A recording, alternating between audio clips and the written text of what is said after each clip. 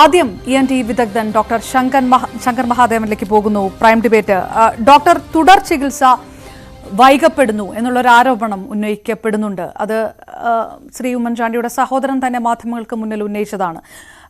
അതൊരു വിവാദത്തിലേക്ക് എത്തുന്നു. അതിനപ്പുറത്തേക്ക് ആരോഗ്യ മേഖലയിൽ നിന്ന് നോക്കുമ്പോൾ എന്താണ് തോന്നുന്നത്?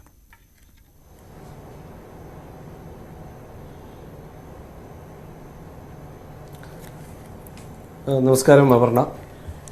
ഞാനിതിൻ്റെ ശാസ്ത്രീയ വശം മാത്രം സംസാരിക്കാനാണ് ഉദ്ദേശിക്കുന്നത്. സ്വരപേടകത്തിലെ ക്യാൻസർ എന്ന് പറയുന്നത് ചികിത്സിച്ച് ഭേദമാക്കാൻ പറ്റുന്ന ശരീരത്തിലുണ്ടാകുന്ന ക്യാൻസറുകളിൽ വെച്ച് വളരെ നല്ല സക്സസ് റേറ്റ് ഉള്ള ഒരു ക്യാൻസറാണ് സ്വരപേടകത്തിലെ ക്യാൻസർ എന്ന് പറയുന്നത്, CA ലാരിങ്സ് എന്ന് പറയുന്നത്. ഏത് ക്യാൻസറും എപ്പോഴും അതിന്റെ സക്സസ് റേറ്റ് എന്ന് പറയുന്നത് ഏർലി ഡിറ്റക്ഷൻ, നേരത്തെ കണ്ടുപിടിക്കുക എന്നുള്ളതും ഏർലി ഇന്റർവെൻഷൻ, നേരത്തെ തന്നെ അതിന്റെ ചികിത്സ തുടങ്ങുക എന്നുള്ളതും വെച്ചിട്ടാണ്. നേരത്തെ കണ്ടുപിടിക്കപ്പെടേണ്ട ഒരു ക്യാൻസർ തന്നെയാണ് സ്വരപേടകത്തിലെ ക്യാൻസർ. കാരണം എന്താണെന്ന് വെച്ച് കഴിഞ്ഞാൽ നമ്മൾ എപ്പോഴും ഉപയോഗിക്കുന്നതാണ് ശബ്ദത്തിൽ ചെറിയ വ്യത്യാസം പോലും നമ്മളെ പലപ്പോഴും അലോസരപ്പെടുത്തും. അപ്പം സ്വാഭാവികമായും ശബ്ദത്തിലൊരു ചെറിയ മാറ്റം വന്നു. പ്രത്യേകിച്ച് ശബ്ദം കൊണ്ട് ജീവിക്കുന്നവരായിട്ടുള്ള പ്രൊഫഷണൽസ്, അത് ആരും ആയിക്കോട്ടെ, പൊളിറ്റീഷ്യൻസ് ആയിക്കോട്ടെ, തിയേറ്റർ ആർട്ടിസ്റ്റ് ആയിക്കോട്ടെ, ആങ്കേഴ്സ് ആയിക്കോട്ടെ, അഡ്വക്കേറ്റ്സ് ആയിക്കോട്ടെ, എല്ലാവർക്കും ശബ്ദം വളരെ പ്രാധാന്യമുള്ളതാണ്. അപ്പോൾ ശബ്ദത്തിലെ നേരിയ വ്യത്യാസം പോലും ഇവരെ സംബന്ധിച്ചിടത്തോളം പ്രോബബ്ലി വേണേ ഒരു 4-5 ദിവസം നമുക്കൊരു തൊണ്ടയിൽ ഇൻഫെക്ഷൻ വന്നാൽ, ഒരു ത്രോട്ട് ഇൻഫെക്ഷൻ വന്നാൽ, ലാരിങ്സിൽ ഒരു ഇൻഫെക്ഷൻ വന്നാൽ നമ്മൾ വെച്ചിരിക്കും. അത് കഴിഞ്ഞാൽ തീർച്ചയായും അതിൽ കൂടുതൽ ശബ്ദത്തിന് വരുന്ന വ്യത്യാസം നമ്മൾ എന്തായാലും കാണിക്കും, ഡോക്ടറെ കാണിക്കും. ഒരു 1-2 ആഴ്ചക്കുള്ളിൽ മാറില്ല ഒരു ENT സ്പെഷ്യലിസ്റ്റിനെ കാണിക്കുക സ്വാഭാവികം. അദ്ദേഹം കണ്ടു കഴിഞ്ഞാൽ ഒരു തൊണ്ടയിന്റെ ലാരിങ്സ് കാണാൻ വേണ്ടിയിട്ട് ഒരു എൻഡോസ്കോപ്പി എടുത്ത് നോക്കും. അതാണ് അതിന്റെ സ്വാഭാവികമായ പ്രക്രിയ എന്ന് പറയും. അപ്പോൾ ഈ CA ലാരിങ്സ് വളരെ കോമൺ ആയിട്ടുള്ള ഒരു കാര്യം തന്നെയാണ്. CA എന്ന് പറയുന്നത് ഉദ്ദേശിച്ചത് കാസിനോമ എന്നുള്ളതാണ്. ലാരിങ്സ് സ്വരപേടകത്തിലെ ക്യാൻസറിനെ കുറിച്ചിട്ടാണ് സൂചിപ്പിക്കുന്നത്. ഇത് ഏതാണ്ട് അതിന്റെ ഇൻസിഡൻസ് 3 തൊട്ട് 6% വരെ ഇന്ത്യയിൽ അതിന്റെ ഇൻസിഡൻസ് മൊത്തം ക്യാൻസറുകളിലുണ്ട്. നല്ല വണ്ണം ഏർലി നേരത്തെ തന്നെ കണ്ടുപിടിക്കപ്പെടുകയാണെങ്കിൽ ഏതാണ്ട് സ്റ്റേജ് 1 ക്യാൻസറിൽ 83% തന്നെ അതിന് സക്സസ് റേറ്റ് ഉള്ളത്. അതായത് 100 പേരെ ചികിത്സിക്കുമ്പോൾ 83% ആൾക്കാർ 5 ഇയർ സർവൈവൽ, 5 വർഷത്തെ സർവൈവൽ നോക്കുമ്പോഴത്തേക്ക് അതിനുണ്ടാവുന്നു എന്നുള്ളതാണ്. ഇനി അത് സ്റ്റേജ് 2 പോവുകയാണെങ്കിൽ അത് കുറച്ചുകൂടി ഒന്ന് കുറയും, ഏതാണ്ട് 75%, 72% തൊട്ട് വരുന്നു. സ്റ്റേജ് 3 പോകുന്ന സമയത്ത് കുറച്ചുകൂടി അഡ്വാൻസ്ഡ് സ്റ്റേജിലോട്ട് പോകുമ്പോഴും അത് ഒരു 60% നിൽക്കുന്നു എന്നുള്ളതാണ്. സ്റ്റേജ് 4, അതായത് അത് ലാരിങ്സിന്റെ സ്വരപേടകത്തിന്റെ പുറത്തേക്ക് പോകുമ്പോൾ അതിന്റെ കാർട്ടിലേജ് ഒക്കെ ഇൻവോൾവ് ചെയ്ത് അത് പുറത്തേക്ക് വരുന്ന സമയത്ത് അപ്പോഴും പോലും അതിന്റെ സക്സസ് റേറ്റ് ഏതാണ്ട് 48% അതിന്റെ സക്സസ് റേറ്റ്, അതായത് success rate 5 year survival rate, success rate എന്നുള്ളതിനെക്കാട്ടി 5 ഇയർ സർവൈവൽ റേറ്റ്, ജീവിച്ചിരിക്കാൻ 5 വർഷമെങ്കിലും ജീവിച്ചിരിക്കാനുള്ള സാധ്യത, അത് 48% സ്റ്റേജ് 4 പോലും ഉണ്ട്. ഞാനത് സൂചിപ്പിച്ച എന്തിനാന്ന് വെച്ച് കഴിഞ്ഞാൽ CA ലാരിങ്സ് സ്വരപേടകത്തിലെ ക്യാൻസർ ഏറ്റവും സക്സസ് റേറ്റ് ഉള്ള ഒരു ക്യാൻസറുകളിൽ ഒന്നാണ്. അപ്പോൾ ചോദിക്കാം, ഇതിനേക്കാൾ കൂടുതൽ സക്സസ് റേറ്റ് ഉള്ള ക്യാൻസറുകളില്ലേ? തീർച്ചയായും ഉണ്ട്.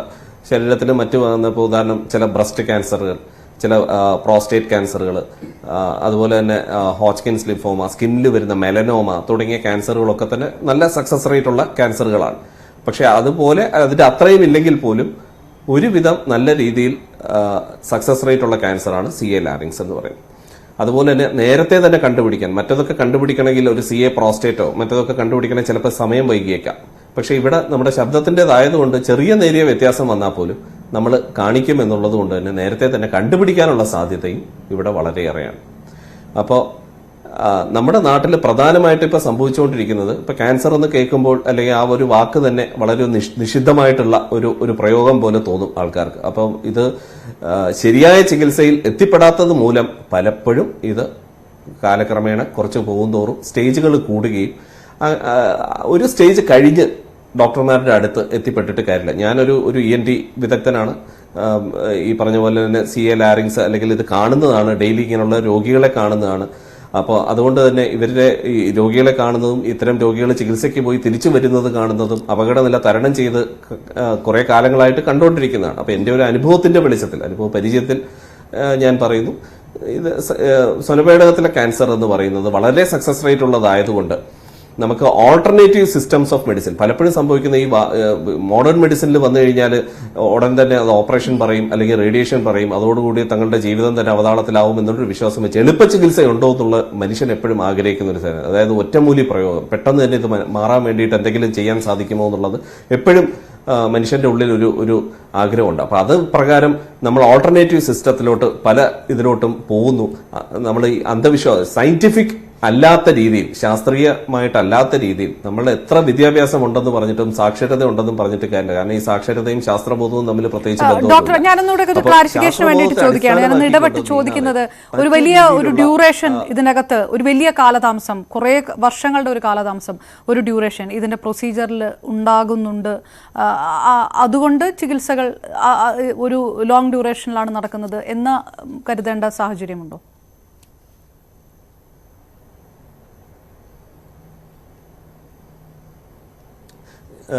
ഞാൻ ഈ പർട്ടിക്കുലർ കേസിനെ പ്രത്യേകിച്ച് എടുത്ത് പറഞ്ഞിട്ട് പറയില്ല. കാരണം ഈ പറഞ്ഞ പോലെ ചികിത്സിക്കാൻ ഏത് ചികിത്സ തേടണം അല്ലെങ്കിൽ ഏത് ചികിത്സയാണ് സ്വീകരിക്കേണ്ടത് എന്നുള്ളത് ഓരോ പൗരന്റെയും അവന്റെ അവകാശമാണ്.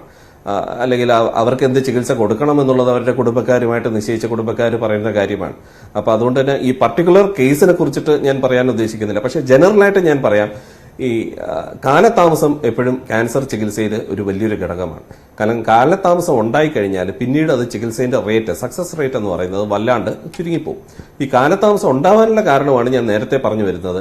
ഈ പലപ്പോഴും ഈ മോഡേൺ മെഡിസിനിലേക്ക് വരാനുള്ള ഒരു പേടി, ഒരു ഭയം കൊണ്ട് മറ്റുള്ള ഓൾട്ടർനേറ്റീവ് സിസ്റ്റത്തിലോട്ട് പോകുന്ന സമയത്ത് അത് കുറെ കാലം അത്തരത്തിലുള്ള ചികിത്സാ രീതികൾ പിന്തുടർന്ന് വരികയും, കാരണം നമ്മളൊക്കെ ഇത് കാണുന്നതാണ്, ഡെയിലി പേഷ്യൻസിനെ കാണുന്ന. നമ്മളൊരു ബയോപ്സി എടുക്കും, പേഷ്യന്റിനെ ബയോപ്സി എടുക്കും, പോസിറ്റീവ് ആവും, പറഞ്ഞു കഴിയുമ്പോഴത്തേക്ക് പേഷ്യന്റ് പിന്നെ കുറെ കാലത്തേക്ക് പിന്നെ കാണില്ല. അപ്പം കാണാത്തവരും ഉണ്ട്, അല്ലാത്തവരും ഉണ്ട്, ശരിയായി ചികിത്സിക്കുന്നവരും ഉണ്ട്, ഇല്ലാന്നല്ല. കാരണം നാട്ടിൽ നല്ലൊരു ശതമാനം അങ്ങനെ നടക്കുന്നുണ്ട്. പക്ഷേ ഒരു ചെറിയൊരു ശതമാനം ആളുകളെങ്കിലും ഈ ശരിയായ ചികിത്സയിൽ നിന്ന്, കേട്ടതിൽ നിന്ന്, ഇവർക്ക് അപ്രാപ്യമായ ഒന്നുമല്ല, ഇത് നാട്ടിൽ കിട്ടുന്നതാണ്. എവിടെയും നമുക്ക് കേരളം പോലുള്ള ഒരു സംസ്ഥാനത്ത് ഇത്രയും ആശുപത്രികളും മെഡിക്കൽ കോളേജുകളും പ്രൈവറ്റിലാണെങ്കിലും ഒക്കെ ഇതിനുള്ള ചികിത്സയും സംവിധാനങ്ങളും ഉള്ളതാണ്. അപ്പോൾ ഇങ്ങനെയൊരു ഇത് കേൾക്കുന്ന സമയത്ത് ഇവർ പെട്ടെന്ന് അവിടെ നിന്ന് അപ്രത്യക്ഷമാവുകയാണ്. ഇവര് പിന്നീട് ചെന്ന് ലാൻഡ് ചെയ്യുന്നത് ഏതെങ്കിലും നാട്ടുവൈദ്യന്റെ അടുത്തോ അല്ലെങ്കിൽ പച്ചമരുന്നിന്റെ അടുത്തോ അല്ലെങ്കിൽ അവിടെ ഏതെങ്കിലും കേട്ടുകേൾവിയുള്ള ഏതെങ്കിലും ഒരു ഊരിലോ ദേശത്തിലോ ഇങ്ങനൊരു ചികിത്സയുണ്ട് എന്ന് പറഞ്ഞ് അവിടെ എത്തിപ്പെടുകയാണ്. ആ സമ്പ്രദായം ഇവർ തുടരുന്നു. തുടക്കത്തിലൊക്കെ മാനസികമായും ഒക്കെ തന്നെ ഇവർക്ക് ചിലപ്പോൾ അതിൻ്റെ ഒരു ആശ്വാസം കിട്ടിയേക്കും, അല്ലെങ്കിൽ മാറി എന്നുള്ള വിശ്വസിച്ചിരിക്കും.